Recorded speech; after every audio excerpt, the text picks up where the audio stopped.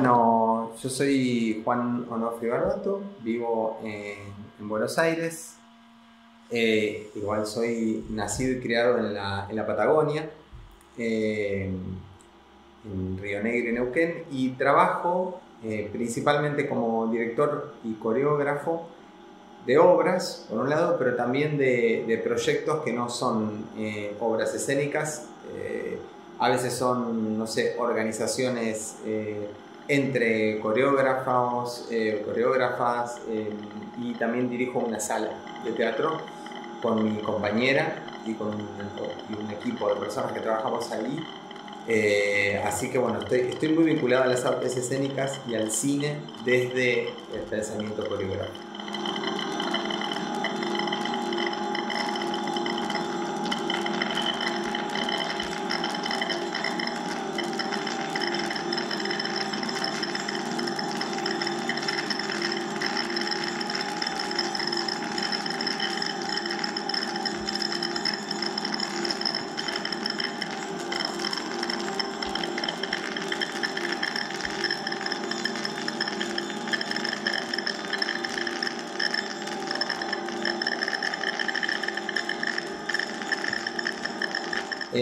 Para mí es como de las obras que tengo más claras, por suerte, porque las otras es más difícil, más claras como cómo fue el devenir, ¿no?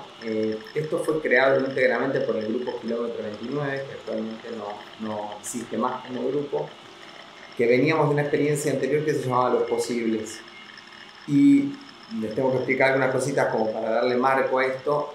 Los Posibles surge como un taller que estaba dando yo en Casa Joven La Salle, en González Catán, que es en el conurbano, en la periferia, entre comillas, de la capital federal, la provincia de Buenos Aires. Y de ese taller propongo hacer una obra y empiezo a armar un equipo de personas que tenían bastante experiencia en la creación escénica, y bueno, y ahí empezamos a crear Los Posibles.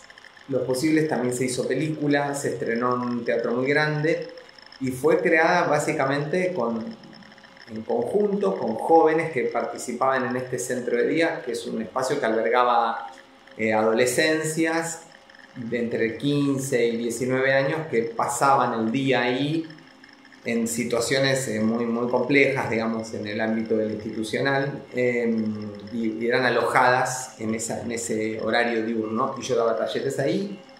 Creció, se hizo obra, y después de esa obra que abrió muchas oportunidades, abrió muchas relaciones, subjetividades, cierto revuelo en nuestro micromedio de la danza de Buenos Aires.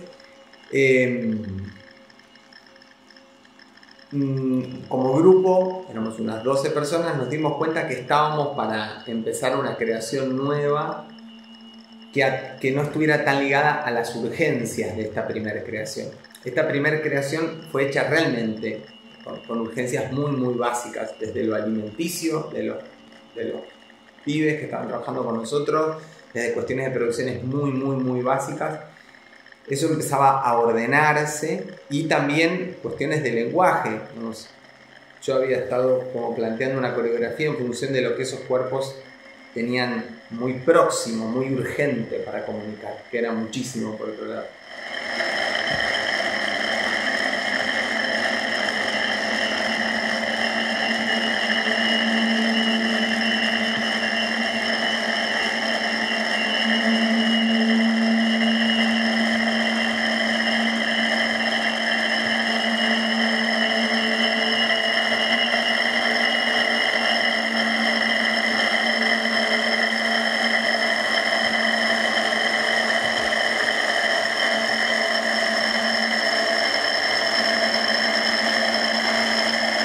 Entonces Dura Madre empieza a hacer una investigación que también los pone en otro lugar a los pibes, ya en un lugar de profesionalización distinta. Ya tenían experiencia de hacer funciones, de filmar una película y demás. Empezamos a hacer una investigación sobre algo que yo venía aprendiendo con Andrea Manso Hoffman, que es una terapeuta, investigadora y entrenadora bastante importante aquí, vinculado a los tejidos blandos del cuerpo, sobre todo a las fascias. En aquel momento estábamos con una investigación muy concreta de qué eran las fascias, qué eran, cómo se sentían, dónde estaban, cómo funcionaban y cómo desde esa investigación miofacial de la musculatura y las fascias podíamos empezar a hacer investigaciones coreográficas. Dentro de estos tejidos hay uno de ellos que se llama la dura madre, que recubre el cráneo, baja por la columna y desciende hasta las lumbares, se extiende este tejido, que es muy importante, que se inflama, que produce complicaciones muy grandes cuando no está sano. Pero bueno, a mí me interesaba como ahora no habla de este tejido, pero sí me interesaba como poder pensar el cuerpo en capas, ¿no? Poder pensar estas capas y cómo estas capas están interrelacionadas e ininterrumpidamente conectadas. Y el proceso coreográfico tuvo que ver con eso. O sea, muy concretamente trabajamos dispositivos coreográficos para convocar las sensaciones de los tejidos miofaciales y ponerlas por delante, por ejemplo, de la información visual, sacar un poco de protagonismo a la información visual. Entonces fue un trabajo muy interior, muy interior barra interno, de mucha investigación de cosas muy pequeñas.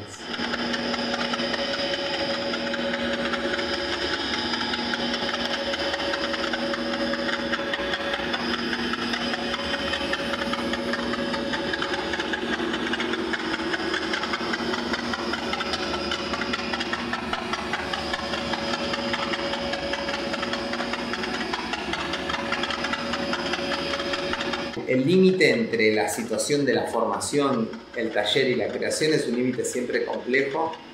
En ese entorno quizá más aún porque nosotros estábamos haciendo como el doble juego de formación y creación. No estábamos formando bailarines para no sé qué, estábamos generando una formación para poder crear obras con estos bailarines.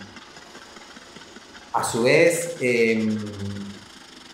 para Dura Madre ya había dentro del elenco 3 personas que tenían más recorrido profesional, que eran Paro, que se suman, estaban los posibles, Alfonso Barón y Pablo Cuncastro, que tenían formación y recorrido, y uno de los chicos de posibles ya no estuvo para ese proceso, pero sí otros 4.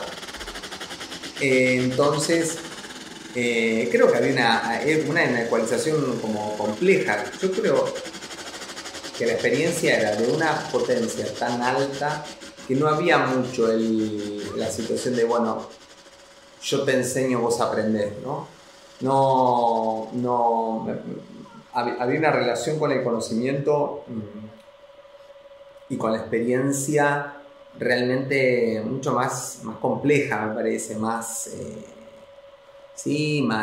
rica, más generosa. Entonces, sí, digamos, el intercambio era más caótico, de alguna manera, entre estos que se supone que somos los que dábamos el taller y ellos los que aprendían. Realmente era un feedback mucho más complejo. Además, que en esta situación de lo que estábamos investigando vinculado a las fascias, estábamos todos experimentando de cero. Digo, el material que también nos participaba Andrea, esta especialista que te cuento, también eran cosas en las que ella estaba de alguna manera empezando a innovar en ese momento. Estamos hablando hace 10 años atrás exactamente. Hoy Andrea está en otro punto ya de su carrera, de su formación y de su experiencia. En aquel momento estábamos, pensar la danza desde ese lugar, por lo menos para nosotros era muy novedoso, de mucha intriga, ¿no? Bueno, ¿qué hay en ese lugar?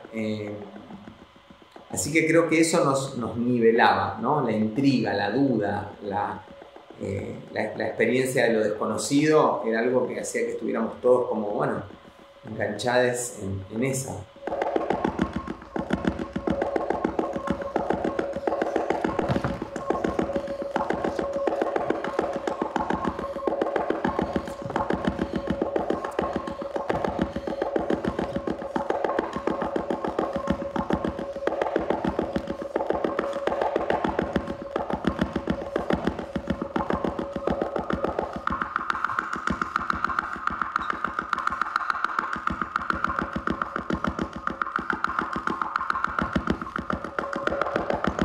Bueno, es una hermosa pregunta. Inventando nombres todo el tiempo inventando, renombrando cosas y trayéndolas al lenguaje de alguna manera para poder agarrar cosas. Como que en el momento hay que agarrar ciertas cosas, hay que poder sujetarlas para producir estructura. Por un lado eso, ¿no? Inventando palabras o poniéndole palabras de una cosa a la otra para poder decir, che, esto lo nombramos así para más o menos consensuar que estamos haciendo aquello. Después niveles de muchísima locura, o sea, de desmesura y locura total. Algunas cosas tenían que ver con mucha insistencia y resistencia, es decir, bueno, nosotros nos juntábamos muy temprano en un lugar que no estaba preparado para el proceso que hacíamos, no tenía calefacción, acá ese invierno fue particularmente frío, entonces había que hacer ensayos de 2 horas sin parar, o sea, se entraba en calor, una vez que entrabas en calor no se podía parar, donde se paraba, te enfriabas y te enfermabas, ¿viste? Entonces también había que lograr como una velocidad y una intensidad en el ensayo y no había que dejar que eso cayera, que no cayera la tensión, había como una especie de empuje muy fuerte y a su vez había que lograr sutileza también, porque si no era una especie de locura. Era una ecualización compleja entre lo micro y lo sutil y una intensidad desmesurada que había que hacer para sostener, ya sea por lo climático, pero después por lo atencional, en un lugar no era óptima las condiciones, por el momento era muy hermoso porque era una especie de parque grande, pero no era un estudio de danza, con tapete, Europa, o sea, no era así la situación, pero eso le daba mucho, ¿sí? Como que había que arengar todo el tiempo, entonces había mucha locura. Hay fotos del proceso que son fotos donde ves que estábamos fuera de quicio por un momento, momentos más graciosos, de locura, como de, bueno, de arengar la investigación de una pasada y gritar cosas, no sé qué. Además había una cosa que se llama la máquina diabólica, ¿no? Que habíamos inventado, que era una especie de máquina entre ellos que se tironeaban las remeras y el tironeo de las remeras empezaba a armar un ritmo y eso se mantenía a fuerza de darle y esa le llamamos la máquina diabólica. Es en un momento agarré un palo de escoba para enloquecer la situación y empecé a romper el palo de escoba contra las paredes y saltaban astillas y no sé qué. Como era un momento donde todos nos teníamos que enloquecer. No era violenta la escena, pero era como decir, bueno, nos volvemos locos todos. Ustedes, los que estamos afuera, el que hacía la música. O sea, había momentos de como de delirio, ¿no? Entonces terminaban los ensayos, los pibes con toda la cara torcida, transpirado, con la remera rota. Algo de eso creo que motorizaba era como la nafta del proceso. Y bueno, ir ordenando eso también, ¿no? Que no fuera solamente un desquicio. Y después también como la información era como información científica de alguna manera, ¿no? Que está muy vinculada a cuestiones de la ciencia que Andrea nos bajaba y nos reproducía. Y eso había que hacerlo experiencia. Todo bien con que vos entiendas todo sobre la obra madre y la fase, pero eso es concepto, ¿no? ¿Cómo se hacía eso? Coreografía, bueno, un poco esto, llevándolo a la experiencia corporal, observándolo, insistiendo en esa experiencia corporal mucho, confiando mucho en la potencia de las traducciones corporales y de las apropiaciones, ¿no? Como el cuerpo se apropia de ciertos conceptos y produce lenguaje. Creo que más o menos por ahí. Esas son algunas de las puntas que me puedo recordar ahora, ¿no?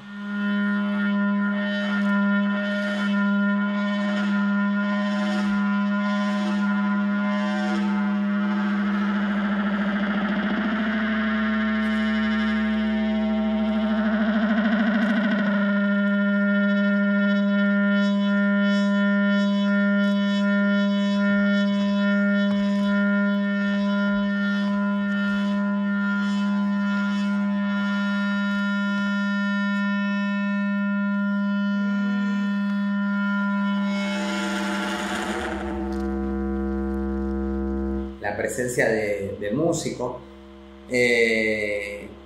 nuestro octavo integrante que estaba en escena produciendo sonido desde también una propuesta que tenía mucho que ver con el armado de red, el armado de trama, ¿no?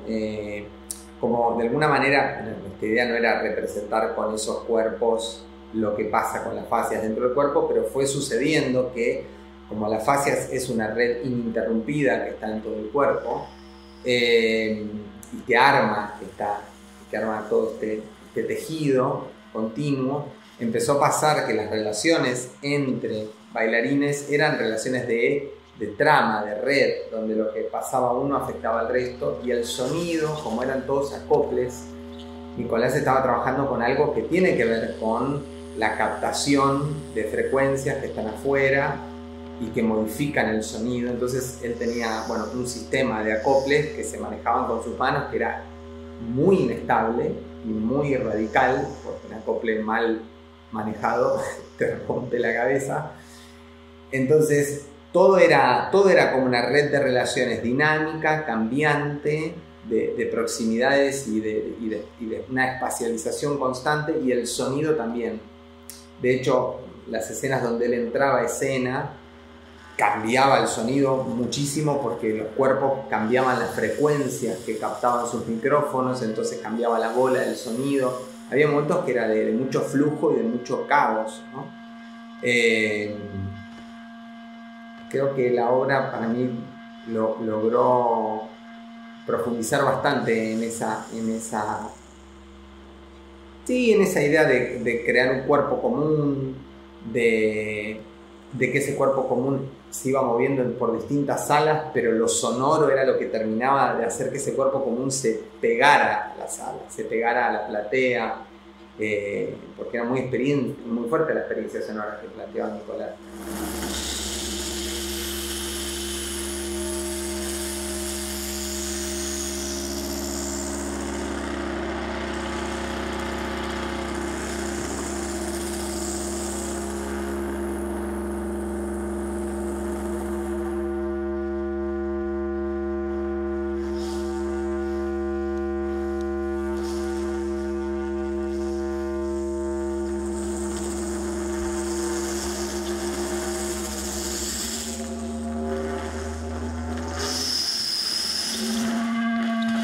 Bueno, eran recepciones muy diversas. Yo creo que la obra manejaba un input muy fuerte, para afuera, fuerte de intensidad, no fuerte de...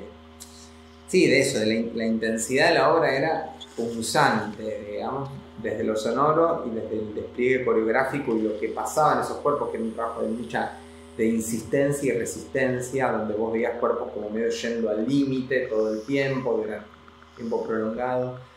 Entonces me parece que, bueno, había, para algunos públicos esto generaba empatía y un viaje más potente, a otros los abrumaba.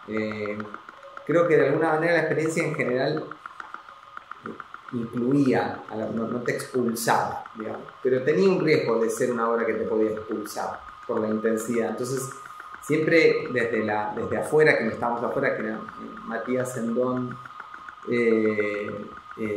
Mariana Mitra, la productora, y yo, estábamos tratando de ecualizar eso, y en la primera etapa Marina Sarmiento, todo lo que fueron funciones en Buenos Aires, Marina, que fue parte del equipo creador de la obra, ecualizar eso, no irse al carajo con esas intensidades. Las recepciones fueron muy diversas, tuvimos la suerte de viajar también a otros países.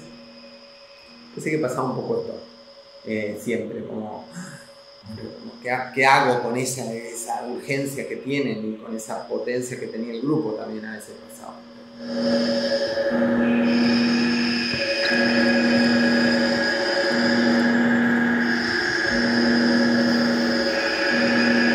Yo no hubo una sola vez que no fuera al festival de Salbordi y no quedara siempre muy conmovido y por esa ciudad. Digo, a mí me pasa algo muy particular como patagónico también, la fuerza que tiene Valparaíso. Todos los viajes han sido para mí importantes y fue una alegría, fue como muy festiva esa función para nosotros. Estábamos cerrando un ciclo, veníamos de funciones en una mini gira en Brasil que había sido muy loca, en el nordeste brasilero, que es muy loco.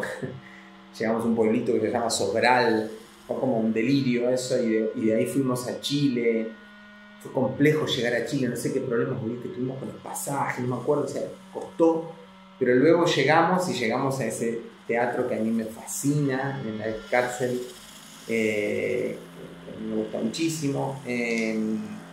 La obra se vio increíble y se cerraba el festival, así que fue, por un lado fue muy festivo, había un clima de fiesta, de festejo, de encuentro, de encontrarse.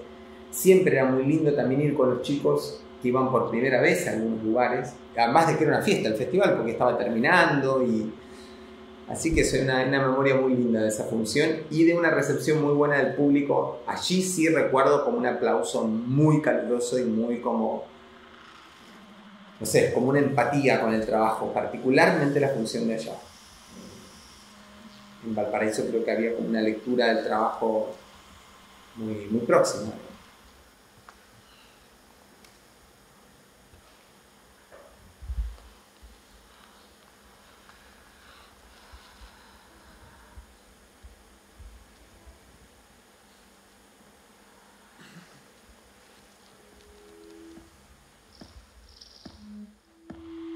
Bueno, yo tengo que responderte ahora desde dos lugares. Desde el lugar de director de una sala que habíamos abierto hace un año. A nosotros la pandemia de alguna manera nos activó, trabajamos en clandestinidad muchísimo. Acá no se podía circular, no podías salir de tu casa. En un periodo largo, muchos meses, te estoy diciendo, nosotros salimos prácticamente todos los días porque había que mantener el lugar y todo. Nos motorizó mucho tener una sala como familia y como grupo de trabajo, y nos motorizó la urgencia de que el lugar no se te caiga, digamos, y después mucho más que eso. Creamos muchos programas virtuales que nos hicieron crecer muchísimo, imaginar mucho, muy, muy inventivos, ¿viste? O sea que fue muy creativo, fueron 2 años muy creativos.